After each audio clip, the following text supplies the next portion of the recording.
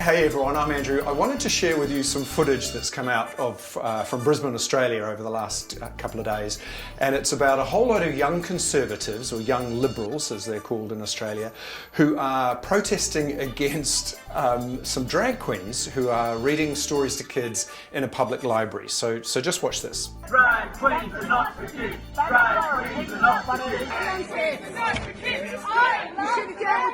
Now that's kind of weird, right? I mean, first of all, the parents have consented to this, and conservatives usually believe in freedom of expression and freedom of the individual and parents' rights. So if the parents have chosen to let their kids listen to these drag queens reading them stories, then you'd think that would be okay, but no.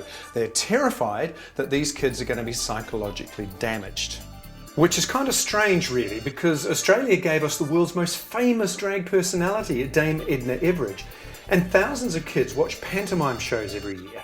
You know, the shows where adult men and women wear drag, and the kids love it. And there's lots of other things these folks aren't complaining about. We give them toys with incredibly unrealistic body depictions. We give them toy guns and let them play at killing each other. We let them watch films with scary villains. And we expose them to clowns. Surely that's scarier than a man in a frock.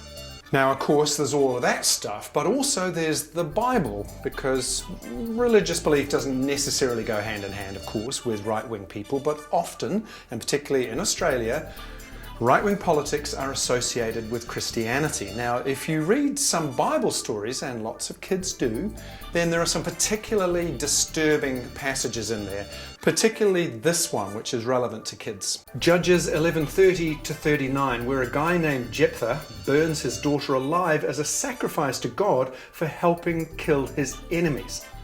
What's interesting is that some of these protesters didn't want to be filmed. Now, why would that be? Now maybe it's because they're actually bullies.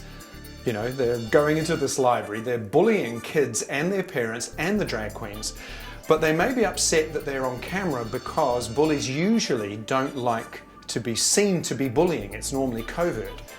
Well, most bullies. So I'd say to these protesters, why don't you go out and find a really worthy cause, something that matters to the world, like climate change, and protest about that. Or help out with communities that have been devastated in your own country because of the bushfires. You know, that's something important. And leave the kids, leave the drag queens alone with their stories, because they're really not doing any harm to anybody, you know? Thanks for watching. I'm Andrew Whiteside. Check out my website for other great content.